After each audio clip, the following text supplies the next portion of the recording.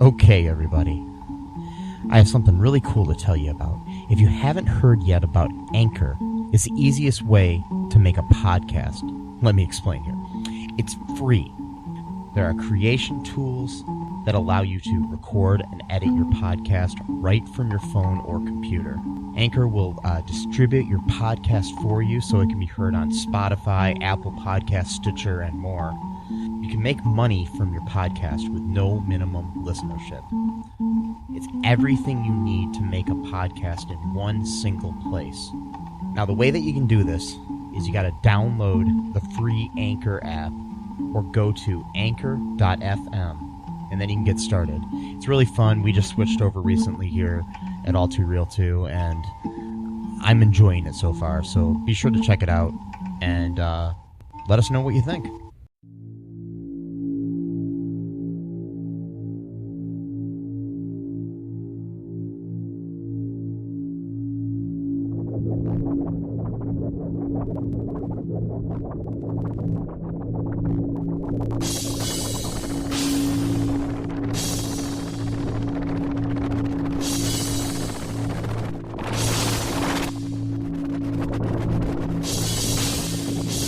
$1 million. You shouldn't have done that.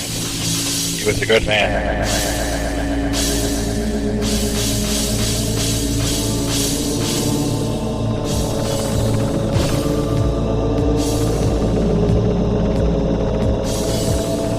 In, through, and beyond.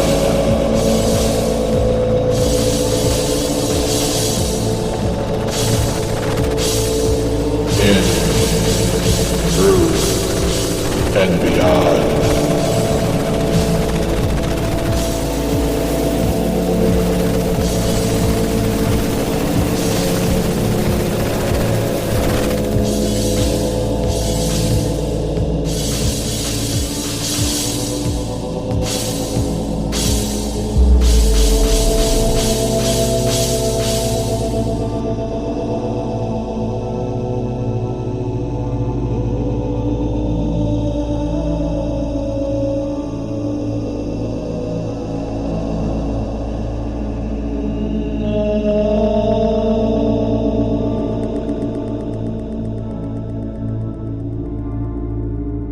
Okay, everybody, welcome to the latest episode of All Too Real 2. My name is Michael E. Cullen II, and with me via the interwebs is Matthew Giant Spider Haas. Alrighty. So you're really on the webs. Yep. As a spider. And literally on the World Wide Web, yes. Yes. Giant World Wide Web. Mm-hmm. There's an invasion. There's an invasion of webs and lots of worldwide thereof takeover. Damn it. So, today we're covering a nice little, silly sci-fi film that was released on October 24th, 1975. The classic The Giant Spider Invasion. Directed by Bill Rebane. And written by Robert Easton and Richard L. Huff. Music by Bill Rebane. And starring the likes of Steve Brodie as Dr. J.R. Vance, Barbara Hale as Dr. Jenny Langer, Alan Skipper Hale Jr. as Sheriff Jones. Yes, Skipper, as in Gilligan's big buddy. Anyways, and then we have Leslie Parrish as Ev Kester and Robert Easton as Dan Kester. Christiane Schmidtmer as Helga. Kevin Brodie, the son of Steve Brodie, as Dave Perkins, and Bill Williams as Dutch. Yep. Good old Dutch. Yep. And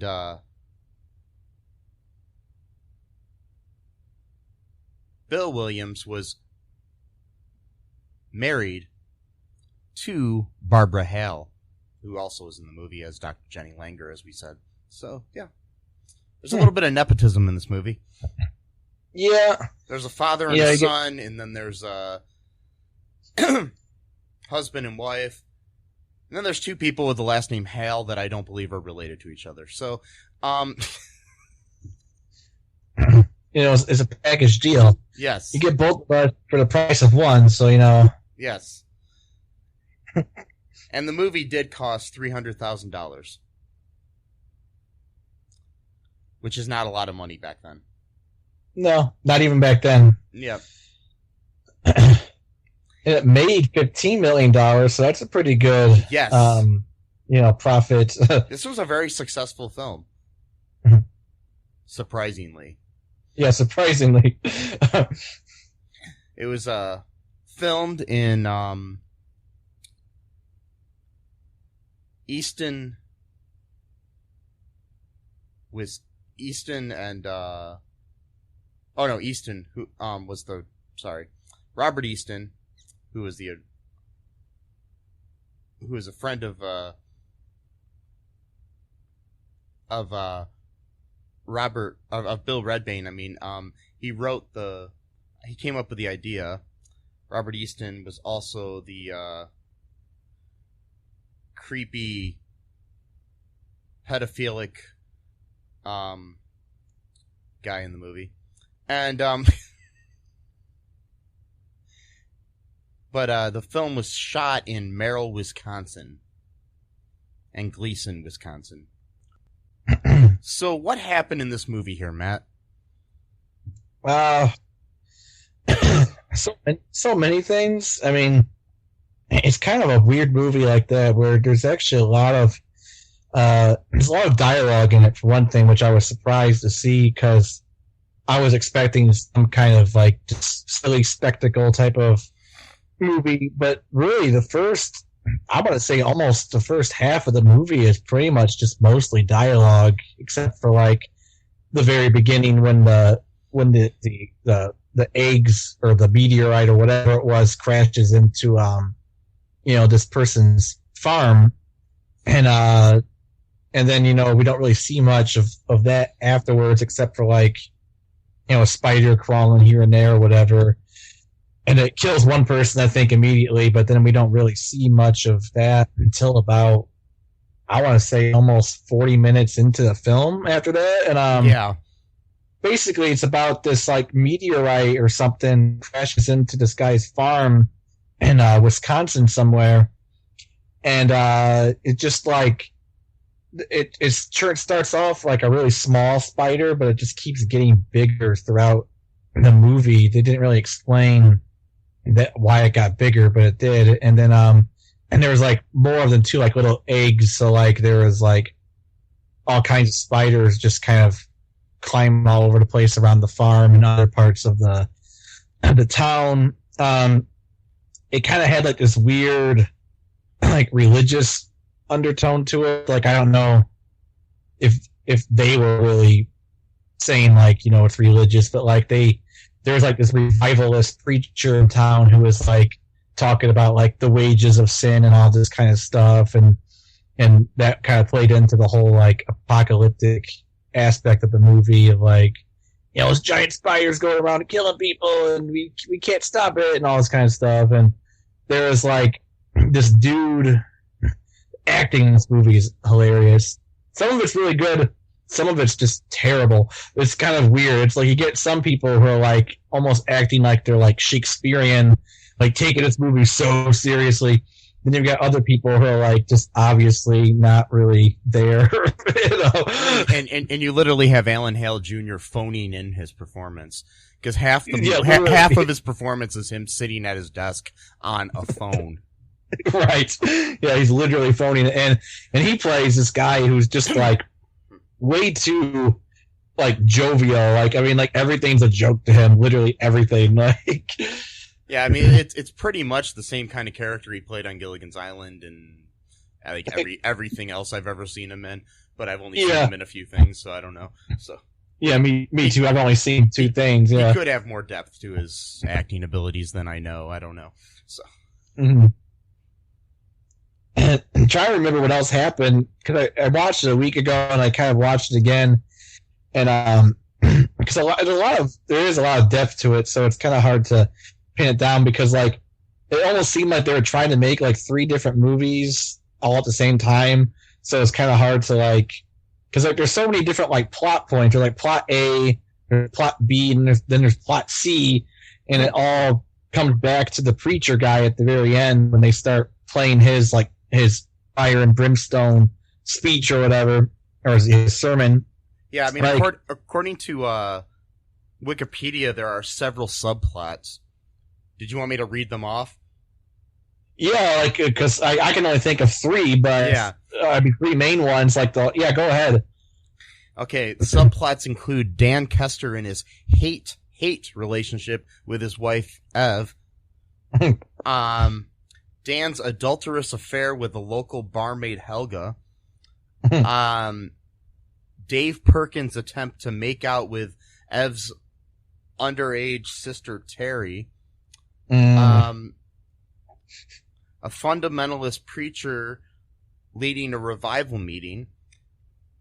Doctors Vance and Langer getting involved in a somewhat of a romance, all the more notable as the 2 lead actors were also in their early to mid-50s when the movie was made.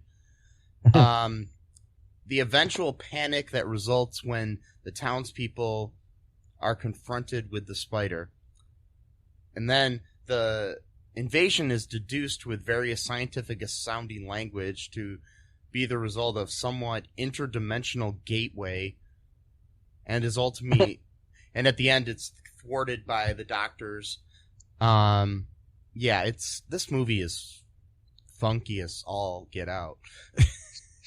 Yeah, it really is, because it's like there's so many different like genres going on at once. Like, you got the stereotypical hick people, and then you got like these sciencey people like using this jargon that nobody. I mean, like I'm used to hearing stuff like this all the time now from like watching The Flash and stuff. So like, oh, I get it. It's a parallel universe. Sure. That's no problem. Like, of course, to me, like, but like, I'm thinking 1975 audience, that must have been like way out there. Like, and even then, I don't know if their science is really, scientific, if you will. Yeah.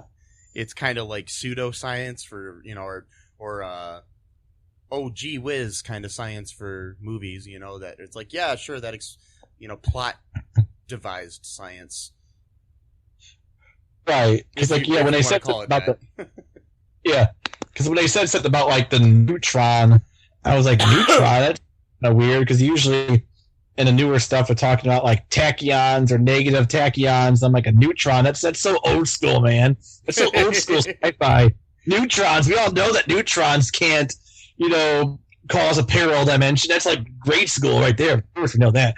But no, I'm a bigger fan. I'm a bigger fan of oldtrons than the neutrons. yeah, oldtrons. Yeah, like the old Tron. The movie, of course, is better than the new one. Yeah. Yes, it is better. Yeah, it is. But I enjoyed the new one though. But it's good. A sequel, whatever. It's the good. 3D sucked in the movie.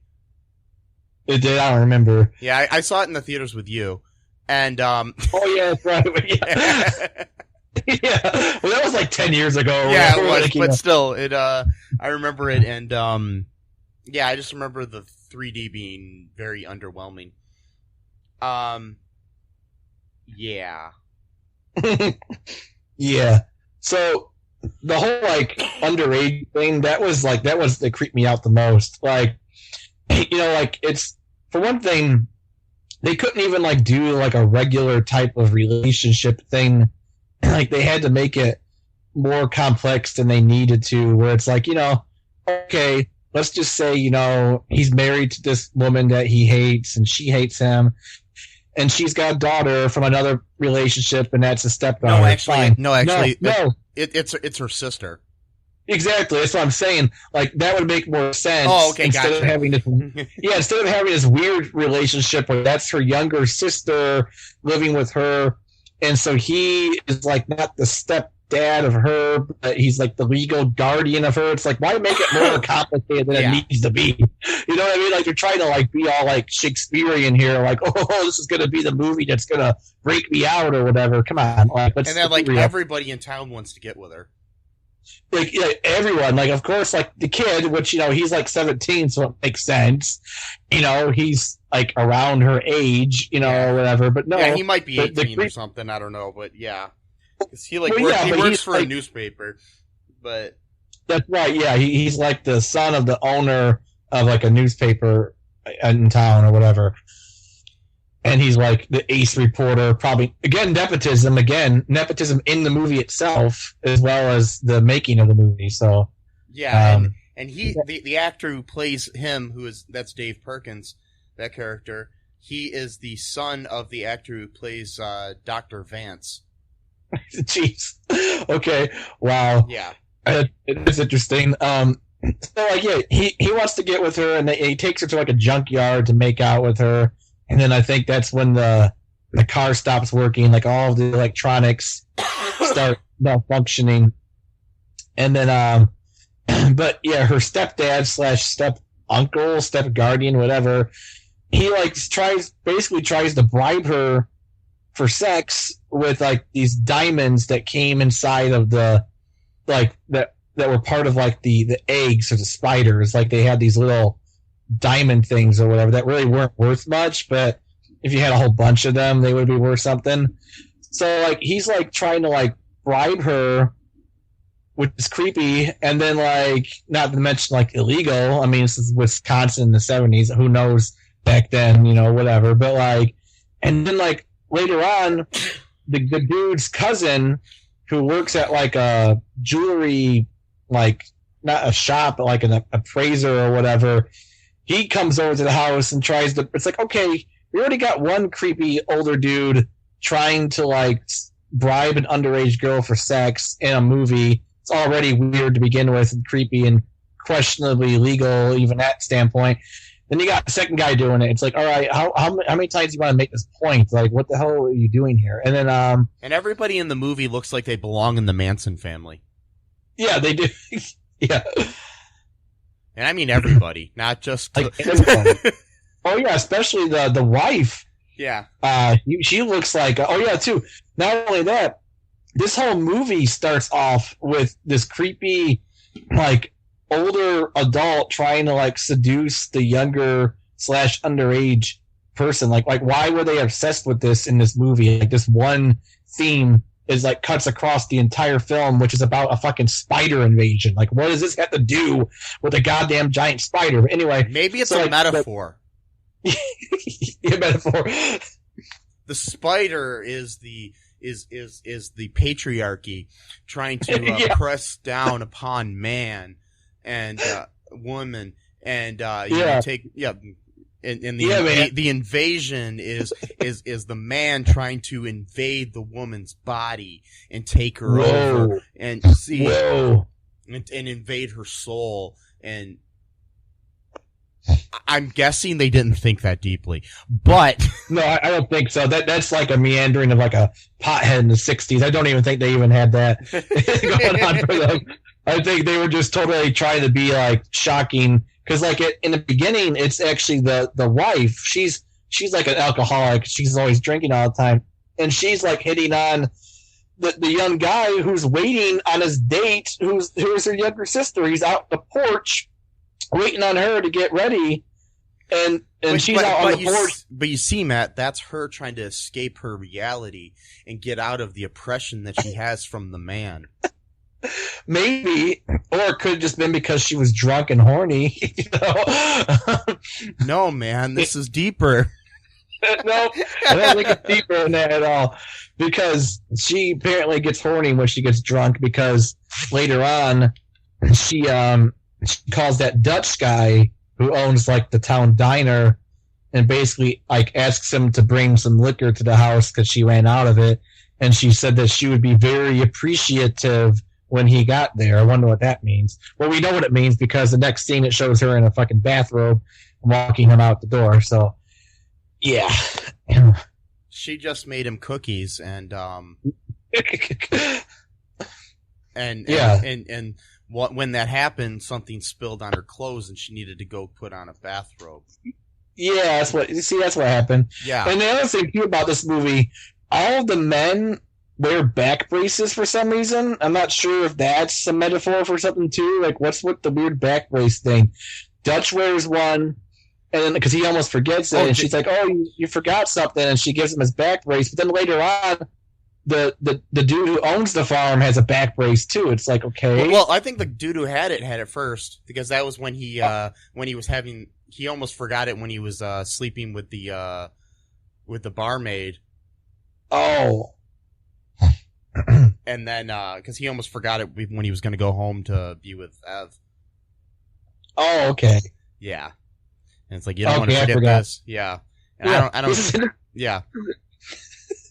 This is the important stuff of the movie we're talking about here. Yeah, I don't know if it was it a back brace or was it something to slim his stomach to make him look better, which is.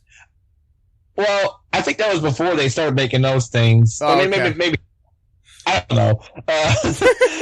Well, they've had those things for years. They've had corsets for, well, since the Middle Ages or whatever. So, yeah, I mean, it's... So, I don't know. Yeah, these are the important things to talk about this movie. not the giant spider. The back brace really needs to have like a 20-minute long... It's the most important part of the movie. And I think the back brace is symbolic of the fact that society is bracing up the man and not the woman. Yeah. See, I think this whole movie is like a feminist manifesto written by men. Of course, it got to be written by men because those are the real feminists, of course. I got to prove how much of a feminist I am by talking over you women. See? No, what she really means is this. I got your back, okay? But yeah, because that oppresses both men and women in their own unique ways. You see, the back brace is like, this man is tired, he needs rest, and society's like, no, you get back to work. So yes, yeah, man, yeah. That's what the whole movie's about. It's about society's obsession with sex. Yeah. So, what else happened?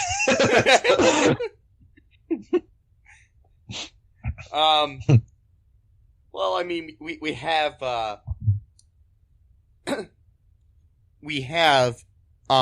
another feminist scene in the movie when the doctors meet each other, and we have this doctor from NASA go to meet the local, I don't know, astronomy doctor person. Astronomy. Yeah, that's what she was. Yeah. Yeah. And we got to emphasize the fact that in the scene when they meet, he goes there and he's like, "I must be here to meet your husband." Oh no, I mean your father. Right. Your brother, or it's just like, well, actually, I'm the doctor. See, I'm telling you, this movie's a. It's like, no, I remember that scene. It was so awkward to watch because it's like, oh my god, dude. Like, but they never mentioned it after that. That was the only. Like, I was like hoping this would be like you assume I can't be a doctor because I'm a woman. She just let it go. I'm like, what the fuck, lady? But whatever.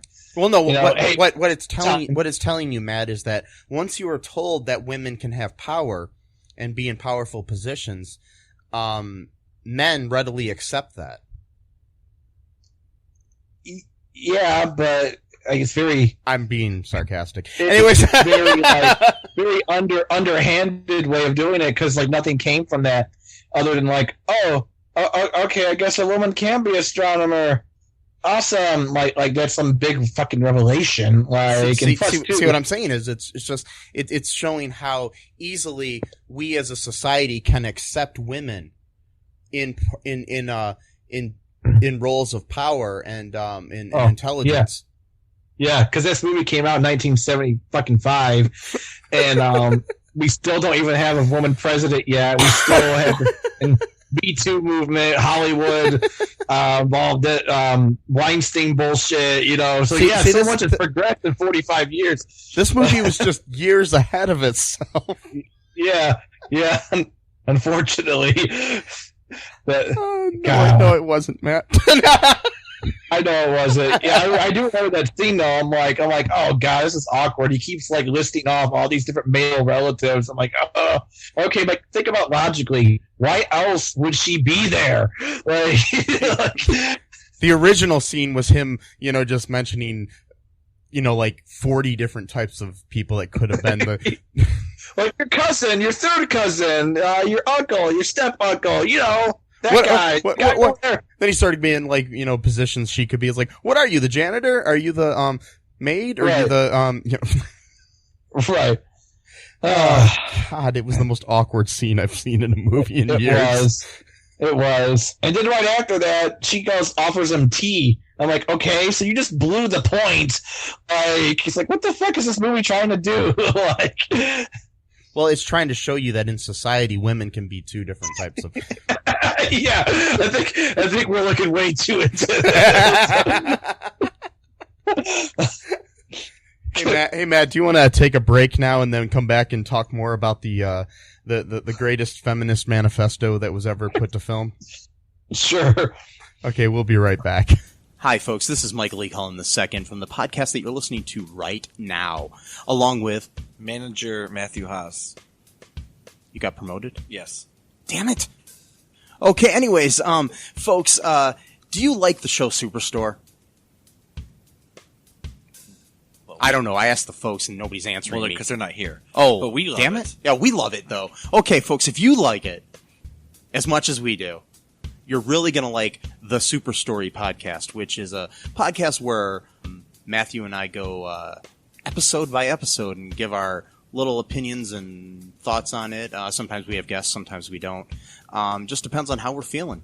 Yeah. And, so if you like this podcast and like our little crazy banter, then you should definitely check this out. Or I might get sad. And when I get sad, it gets pretty sad. Yeah, so I can't deal with him when he's sad. Yeah, no one can really. So, yeah. So check out Super Story Podcast right here where you get this podcast, Super Story Podcast. And we are back. I know that this movie is, hailed by women world round for the steps that it made in furthering the rights of women in society, and people like Gloria Steinem and others have praised this great film. I'm assuming. I don't think so. Probably not. Oh God. If only, and again, there's many other reasons why not, but if only for the reason of the creepy underage step niece or whatever type of thing going on. By the way, she's topless at one point in the movie, so I'm not even sure of the legality of that shit going on. But well, I just the actress, the actress probably was over 18 at the time when they shot. Okay, good, because I was like, that is not something I want to see. I'm assuming she was, but now I need to look into it because I'm worried. Well, then again, it was only for like a second, but so whatever. But yeah, this movie. All right, so you want to talk about the actual spiders in this movie? Yes, let's talk about that a little bit, Matt. What do you have to say about that? Oh, spiders were genius, man. I mean, they look so real. I mean, I was so afraid when I saw them like hop out of the dresser at the house, or like when it's crawling around in the fields and like swallowing people whole and just like leaving like a tiny little carcass, that's left over.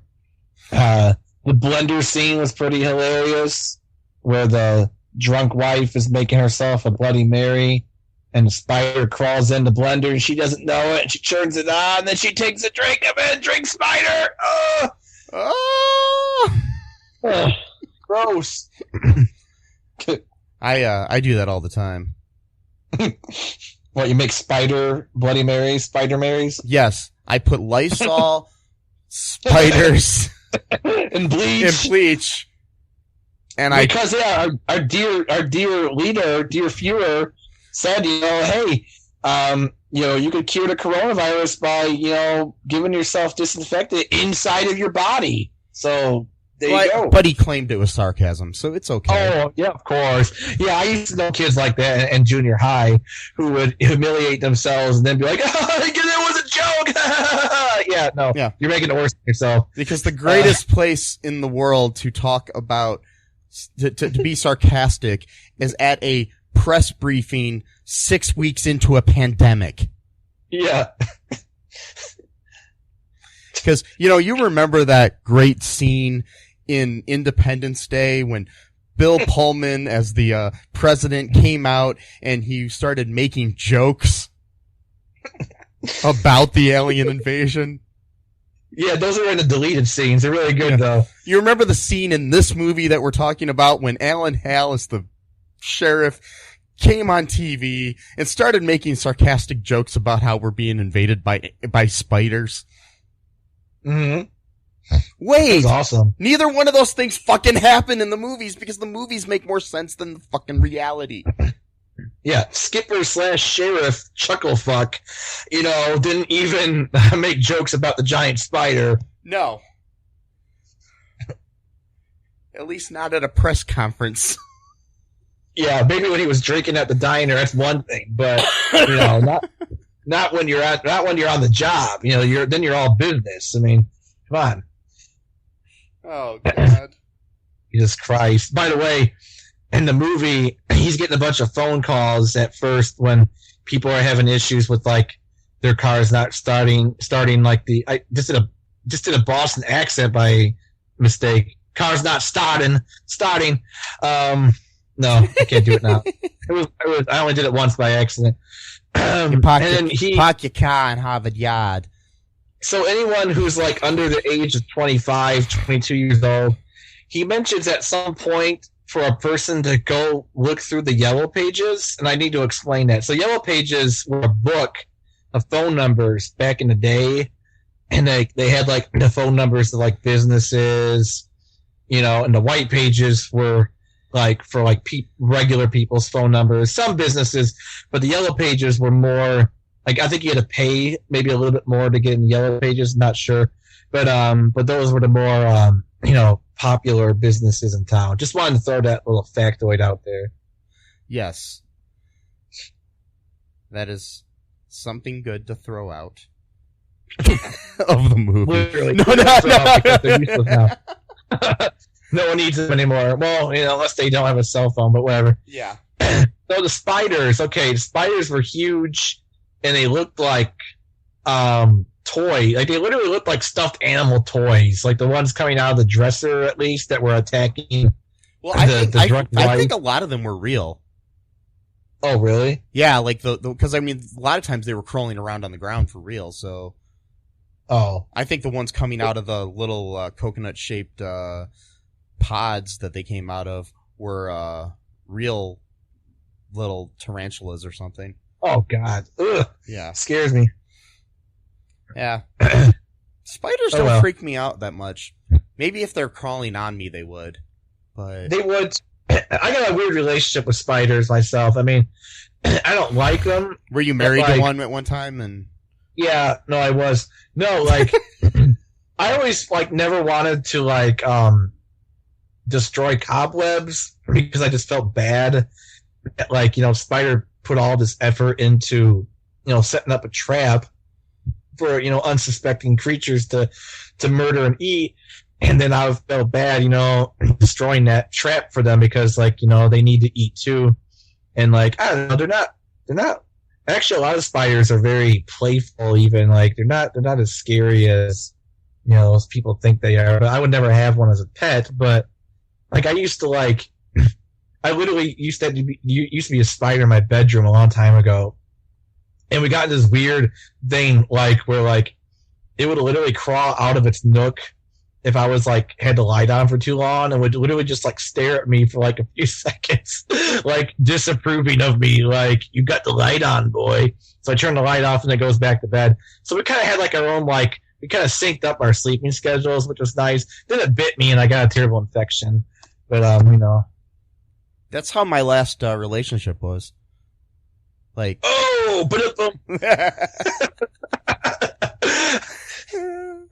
wow. So that had nothing to do with the movie. But, so the spiders are all over the place in this town. They're getting bigger. The eggs have these, like, shitty looking diamonds that are apparently worth nothing, but if you have, like, a whole bunch of them, they're worth a lot. So Farm Boy with the back brace wants to collect a bunch of them so he can become rich.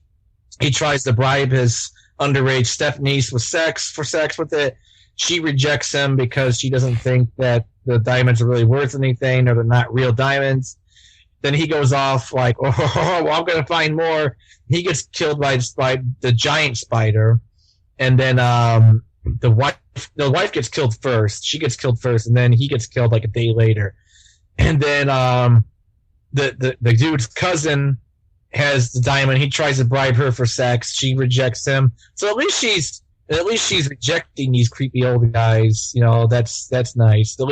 There's a good feminist tale for you right there. So she's like the younger generation. See, she's the one that's gonna push the progress even further. You know what I mean? So, like, no, I'm looking into it too deep, but, like, I lost my train of thought. oh boy, this movie was fun. I literally actually enjoyed it, so I don't know. But it wasn't that bad. No, It wasn't that bad. That's the thing. So, I don't know. Do you want to take another break and then we'll come back and talk about some the rest? I mean, or do you want to talk about the rest of the plot now and then come back and then take a break?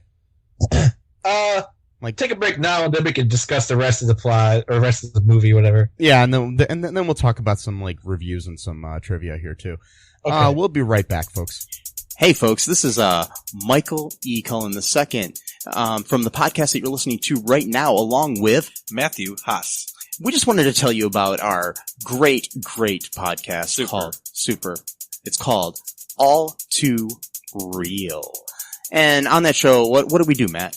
We watch biopics, and then we talk about whether or not the movie matched up with the real story or not. So it was a lot more exciting than that, though. Yeah, so we analyze the real story and the real story. Get it? Get it? Real. Yeah, they're spelled differently, folks. You can guess which one I said which way. Anyways, so sometimes we have guests, sometimes we don't. But we talk about great movies like Shattered Glass and The Social Network and Futile and Stupid Gesture, among others. Those are some of the ones that we've covered so far, and we're going to cover a lot more. So please subscribe on Stitcher, Apple Podcasts, Google Podcasts, wherever you find your great, fun podcasts. And be sure to share it with your friends. Do it. And make sure you're not afraid to get all too real. Bye-bye. And we are back. Okay, Matt. So how did this movie, like, wrap up? So, in addition to all the cool stuff about the movie, like the back braces and all the diamond shit, the boring stuff, and the phone calls. Oh, and the phone calls and the yellow pages. Yeah, the boring stuff happens now with the spiders attacking people, ripping them in half or swallowing them whole. Boring shit. You don't want to watch that stuff.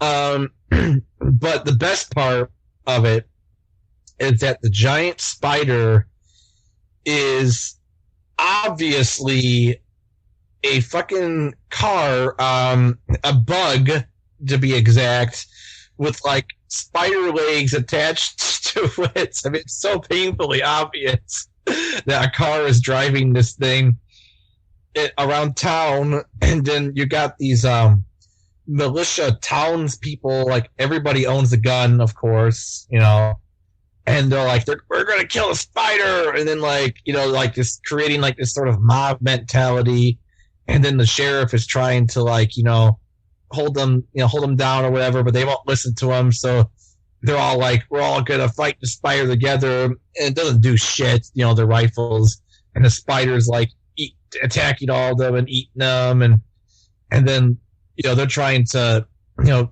shoot off this neutron into the, you know, the place where the I don't know exactly where are they going to shoot this neutron into exactly? Just anywhere, or like, I don't know. Somewhere. Anyway, the plan was that somehow this would open the time-space portal where the spider came from, and would kind of put them back to where they were, but it didn't. All it did was make the spider like melt into this weird sludge, which doesn't really make any sense to me, because it's like, if you're trying to get the spider to go back to its time and place, why wouldn't it just do that? Why would it just melt its skin? I don't understand that logic. But again, I don't really think the science in here really holds up. So, well, you know, yeah. Whenever I want to go back home, like if I leave my house, I have to turn into like some kind of goo before I can, because that's how science works. It is how science works. So they kill this thing. You know, the townspeople finally. No, at one point they go through like a baseball game or something like that, or I don't remember. They're in a field at one point, and no, it wasn't. It was a festival. It was a what was it, like a Polish festival or something, or yeah, some kind of carnival of some sort or something. Yeah. Yeah. So the thing is chasing everyone at this carnival, and you just see, and they use this as like the photograph for like the movie itself. You see these people running away from this giant spider, which is obviously a car, chasing people down in like this field, and like I know I'm missing some things here, but then like they shoot off the neutron, and the spider melts into like this disgusting looking sludge, and then like I think at one point though, like at the very last minute, it shows like one little spider like somehow managed to survive, and then it freezes, but then they go into that preacher doing his fire and brimstone sermon talking about like the end of time. So it's like, I'm not sure if that was supposed to like build up to a sequel that never got made or whatever. Yeah. Probably, you know, the giant spiders invade again or something. Yeah, some bullshit. And this time it's a PT Cruiser. Well, that would be before the PT Cruiser came, but oh boy. So yeah, that was a great movie. Yeah, it was. So, do you want to hear some trivia here, Matt? Sure. Okay. There was supposed to be a dramatic shot of the giant spider crushing the house by having the spider drop from a crane onto it while a bulldozer chained to a back of the house would pull away. However, when the shot was filmed, the spider's legs all went straight up in the air. The crew inside working its arms were nearly killed when broken wood from the demolished house went through the spider, coming close to impaling them. Yeah. See, this movie was so important for its feminist message that crew members were willing to die for the film. Yeah. Yes. Yep. That's what happened. Yes. In the opening, Alan Hale Jr. greets Kevin Brodie with the line, "Hi, little buddy." This is an obvious reference to it's an obvious restaurant Obvious reference to Hale's role as the skipper on Gilligan's Island, where he called Gilligan little buddy all the time. That's awesome. I didn't pick up on that. By the way, that should be the name of a restaurant. Obvious restaurant. You just serve like basic food. Yeah, it's got a picture of food on it. It says obvious. Like, come on, you know what this is. Yeah. You can't even. It's like, what do you want to eat? Well, here it is.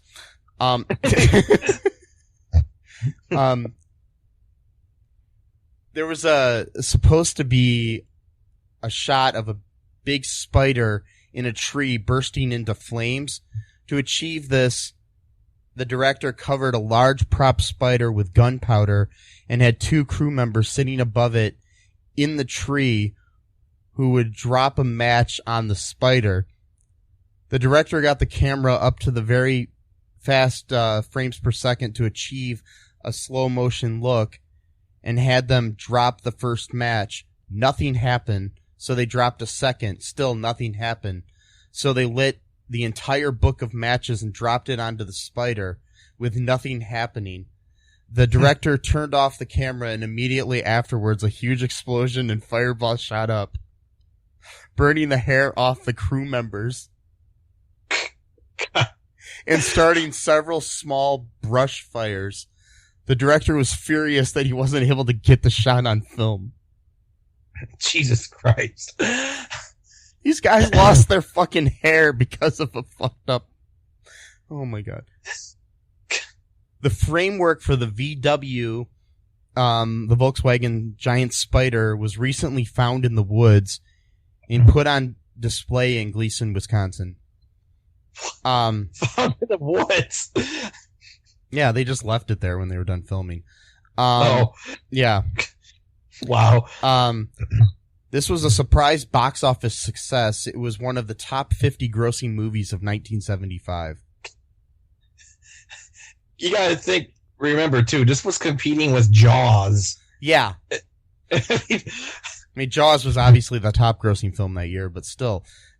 Yeah. And they mentioned Jaws in the movie at some point, yeah. too. So this was really made fast, I guess. Yeah. In a scene depicting the giant spiders attacking a Little League baseball game, the spiders are obviously Volkswagen Beetles with puppet legs attached. Tread marks can be seen in several shots.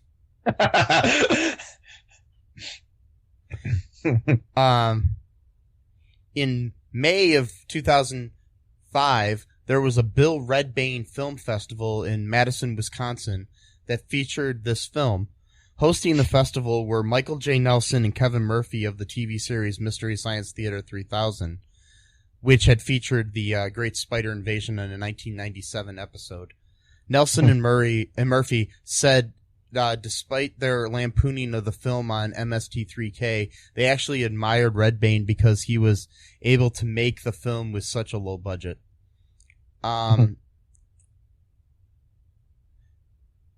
Stars Steve Brodie and Barbara Hale pulled in family members to play supporting roles in the film.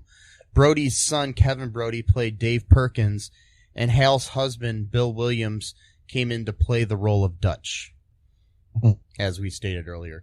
The film is listed among the 100 most enjoyable bad movies ever made in John Wilson's book, The Official Razzies Movie Guide. Cost about $300,000 to make. According to Redbane, I'm sorry. Rebane, I'm sorry. Yeah, I said Red. I can't pronounce things tonight. So. The two writers on the film each approached the story from different directions. Richard L. Huff wrote the original story and kept a very serious tone to the first draft of the script.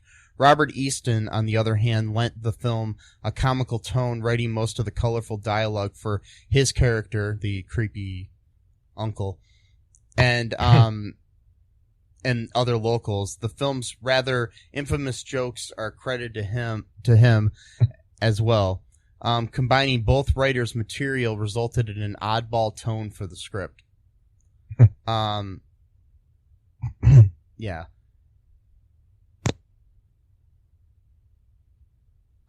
Yeah, it's such a interesting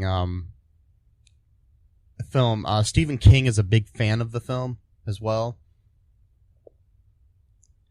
The book that Alan Hale Jr. is always reading in the sheriff's office is titled Flying Saucers Want You. Well, at least somebody wants me. The spiders want you. Do they? Think so. Oh, okay. That's nice. There's one on your shoulder right now. No! Ah! I'm scared! And now I need a Spider Mary. That's going to be a new drink of mine. The Spider, I'm going to take a Bloody Mary and I'm going to put a spider in it. Spider Mary. Spider Mary. Yeah. Yeah. Maybe that was the name of the spider. Mary. Yeah, this makes it sad. Or Mary. She was turned into goo. Yeah, it has a name now. It's like you can't kill a turkey after you name it and then eat it or something, you know. Personalize something and then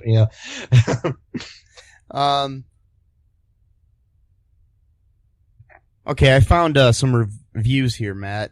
Here's one that I'm gonna read about the movie. This is a 10 out of 10. Posted by Alice Spiral on the Internet Movie Database here back in February 17th of 2007, shortly after Valentine's Day, by the way. Her headline is "Never ill-treat spiders because they'll have you." All spiders who were ever killed go into outer space and are reborn. And because of messages passed along the spider grapevine, they come back in pods. And Wisconsin obviously has a higher rate of spider killers, so this is why they are there. I mean, people were flattening spiders with irons for no good reason. The only ones spared are spider lovers, and they know who they are. Anyway, this is one of my favorite types of horror movie bug attacks. For a low-budget movie, it's as good as you could expect. Plenty of suspense and plenty of silly, panicking people. The DVD has the director talking about how the movie was made, and it seems it was in extreme discomfort as the temperature was well over 110. Okay. Yeah.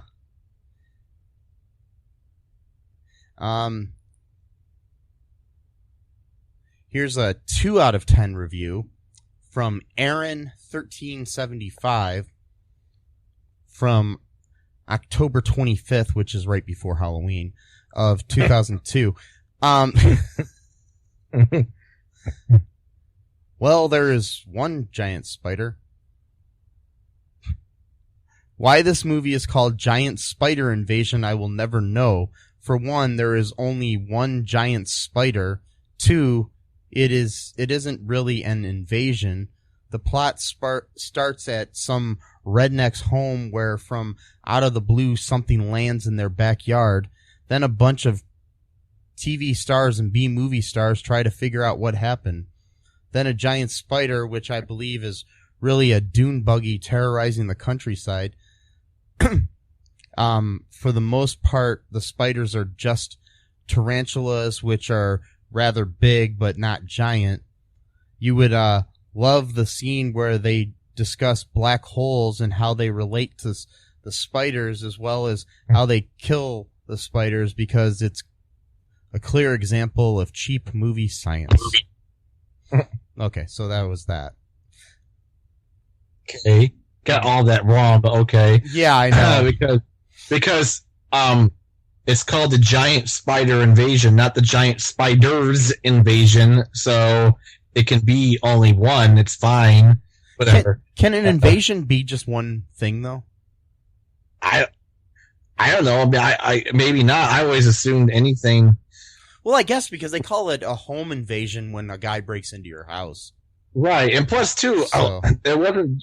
Some of the spiders did grow up and get bigger, so there were multiple giant spiders. I mean, they weren't all as big as like the Volkswagen one was, but there were a few that were actually like almost like human size. So whatever. So or maybe not. Maybe that. What's that? Oh, I was gonna say here's another review if you want to hear it. Sure. It's called Movie of the Year by Sheepy. Mhm. And this was written on March 4th of 2000, which was around some kind of holiday, I'm sure. Anyways,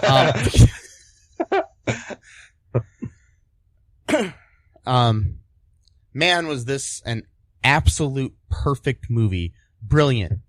Exciting acting, interesting dialogue, excellent music. The story just blew me away. It was so enthralling and incredibly original. This was a wonderfully excellent movie. I could not find any defect in it. I've watched it over and over. Everything about it is perfect. The acting is flawlessly good. I can't believe this movie was made in 1975. The special effects are unbelievably amazing. The giant spider looks so realistic. 10 out of 10. A perfect movie. Grab some popcorn and get ready to be entertained by the giant spider invasion. Yeah. I'm pretty sure that was all sarcasm. It sounds like. But I don't know. You know, sarcasm is kind of a interesting topic these days. Yeah. Unless you call back. Yeah, unless you call it sarcasm. Who knows? So Matt, would you recommend this movie to anybody? Sure. I mean, it's fun. You know, it's kind of stupid, but you know, like get some friends together. You know, later on if we can still do that. And well, I don't mean that sarcastic. I just mean, you know. Well, I know. You know, get a group of friends together and just kind of, you know, watch a bad movie on purpose. And because, you know, we reviewed a lot of bad movies on this show, and you know, we've discovered that there are movies that are so bad that they're funny, and there are some that are just so bad they're boring. This is not the boring kind. No, not at all. I enjoyed it thoroughly, actually. And like I said, this is the greatest feminist manifesto to come out of cinema in the last 100 years. And wow. Yes, you know, there's, you know, Norma Jean and all those other movies that are about, you know, feminists and stuff, and you know, nope. This movie is the greatest movie to you know, help further the, you know, feminist values in society. And by the way, I am being sarcastic. This is what real sarcasm is. Yep. I just want to teach that to people listening, because saying something seriously in a press conference and then the next day calling it sarcasm is not sarcasm. Most of the things I say in my life are sarcasm, and you can tell that by the snarky way I say them. When you say them directly to a doctor in a press conference being televised worldwide,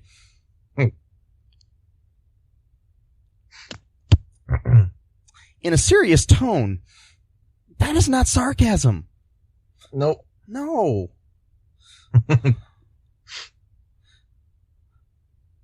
But yes, this is the greatest feminist manifesto ever put to film. And I highly recommend everyone watch this movie. And I'm not talking about just, you know, people that want to watch a bad movie. I'm saying this is the greatest movie to come out in 1975 besides Jaws. Well, that's a lot of movies that came out in 1975. Yeah. I'm sure that there might have been some other movies in 1975. Okay, so I mean, this movie came out the same year as Jaws, as we've said. One Flew Over the Cuckoo's Nest. Oh wow. Shampoo. Dog Day Afternoon. The Return of the Pink Panther. 3 Days of the Condor. Funny Lady. The Other Side of the Mountain. Tommy. The Apple Dumpling Gang. Rollerball. That's just a few. Barry Lyndon came out that year. French Connection 2. Stepford Wives. You know, all these, you know, the Rocky Horror Picture Show. You know, all these shitty movies that are nowhere near as good as the giant spider invasion. Yep.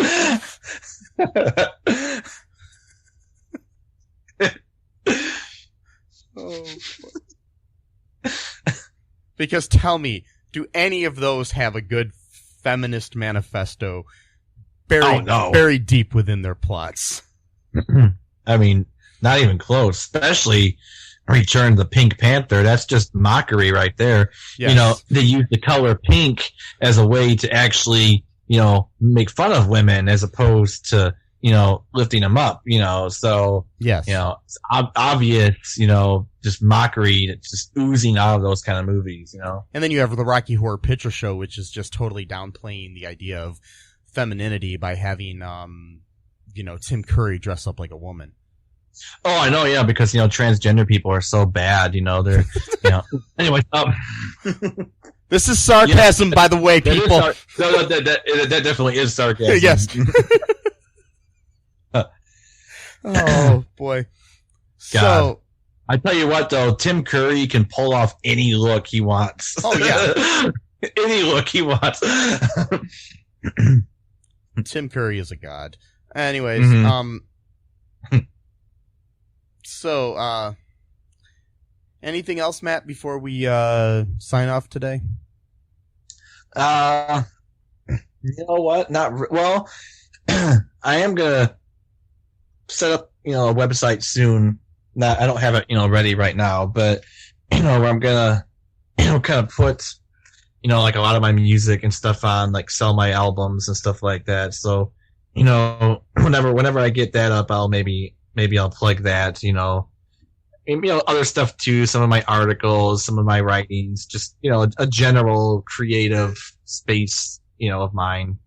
All of the brilliance and the not so brilliant craziness that comes out of my mind will probably be up on that site at some point. So, I mean, for right now, you might want to follow Matt on Facebook. He's got a fan page, Matthew Haas. I think it's called Matthew. I always forgot the name. Is it Matthew? No, it's Hostility. It's Well, the actual fan page is is just Matthew Haas. Yeah. You search for it and you'll see like a superhero looking version of myself. That's me. Mike does this great Photoshop work, and he basically made me look like a really muscular superhero dude. It's pretty awesome. And then I use that, you know, picture. Yeah, just look for that fan page, and I'm sure that in the near future, links to your website will be up there. Yep. All right. So I'm gonna play a little song or a little music to kind of commemorate this great spider, as well as to kind of say sorry, you know, to the spider, you know, that they had to kill it, you know, because, you know, it wasn't his fault or her fault. Probably her fault, because this is, again, like a feminist anthem, you know, for being kind of taken into a different time and space world that, you know, doesn't belong in, and was just trying to eat some food. I mean, that's what all living things needs food to live. So sorry to the spider, but, you know, here's a little song, you know, for that. Okay. Let's get situated here. Situated. There we go.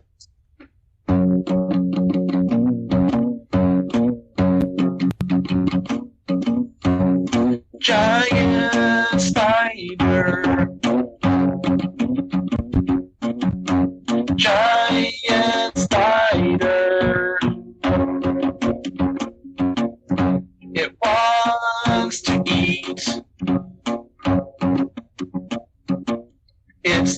diamonds pay for sex. That's the end of the song. That was like the greatest song I've ever heard in my life. Thanks. By the way, just for anyone who's listening, my real music is much better than that. So, yeah. Well, yes. If you've listened to this show, the theme song to the show is written by Matt and things of that nature. So, yeah. But no, that was the greatest song I've ever heard in my life. Okay. It's right up there with anything by Justin Bieber or New Kids on the Block or Sonny and Cher. Sonny and Cher. Yeah. Those three artists. Yeah. Those three. And you. Yeah. Are the four greatest artists of all time. Wow. It's a tall order. Well, I shouldn't be so sarcastic about that because you actually are talented. Anyways, unlike that's fine. Yeah. No, it's so obvious, just like the restaurant, So yes, the obvious restaurant has obvious music in the restaurant too. Yes, it's like it's not really music or anything. It's just there. It's just there. It's obvious. I mean, yes. It's just obvious restaurant music. So, anyways, before we go, make sure you, check out cullenpark.com. We got stuff on there. Right now, if you also check the, links in the show notes, there's a link to a really cool Cullen Park Productions t-shirt that you can get. It's only $20. It's got a really cool, our logo on it. But the cool thing about it is $10 of that goes to help further our adventures in podcasting and filmmaking. Also, the other $10 goes to a company that I really love called Jupe Mode that is located in Toledo, Ohio, where we are based. And during these tough times, supporting local businesses is really important. And whether it's local to you or just local to, somewhere, because everything starts out as a local business. And it's better to support a local business that has a possibility of going out of business due to this pandemic than some big corporations, Yeah. And so I say buy a shirt. They've got other shirts on their website too. I'd prefer it if you buy one of ours, but they've got a lot of cool other shirts on there too. Buy one of ours, buy one of anything that they have on there. They've got a lot of cool ones that are also supporting a lot of other local businesses, which is really cool. Also, check out our Patreon and donate. Help support us. Right now, especially, we, are looking for ways to make sure that this podcast continues and we can continue to bring you the great films of feminist manifestos that we do all the time, because every single one of our films has that underlying current to it. Yeah. You know what we should do, though? What? At one point, we should do a counterpoint, and we should do a men's rights activist film, which is pretty much every film. And then, like Mean Girls. And, wait. Oh, God. We're so weird. I know. So, anyways, I don't know what the hell I'm talking about anymore. I think this is all getting to me, Matt. Yeah, me too. I think I'm being invaded by giant spiders right now. You know what, though? This one was a long one, though. It's good, though. One's not a short episode, so that's good. Yes. So, hopefully you enjoyed this. Also, feel free to email us if you have any suggestions for any movies you want us to talk about. We're more than happy to take your suggestions and do that. Also, another thing about those T-shirts that I was talking about, I forgot to mention, if you buy one and then send a screenshot of your receipt to mike@cullenpark.com and you live in the Toledo area or are willing to travel to it, you can be an extra in a future film that we have. Ooh. So, yeah. And I mean, and if you don't want to do that, this isn't broadcast anywhere besides on here. If you want to be on a future episode of our podcast, we can set that up too. Buy a shirt and let us know, and you can come on and talk about any movie you want to. Any movie. Yes. Well, not any movie. I mean, we're not going to talk about porn or snuff. Yeah, that's what I was thinking. Yeah, don't try to find some kind of loophole. No. Any film within reason that kind of would fit the mold of our show. Yes. But just, send that to mike@cullenpark.com. And other than that, like Matt's page, like our page, do it up. Dub it up. No. Dub it up. It. And dab it up and doob it up and whatever. Whatever makes you happy. Yeah. Right. Peace, love, and wash your hands. Stay safe, people. Bye-bye. Thanks for listening to All Too Real 2 podcast, a Cullen Park production. Produced and edited by Michael E. Cullen II. Music by Matthew Hawes. Subscribe and share the show. Visit us at cullenpark.com.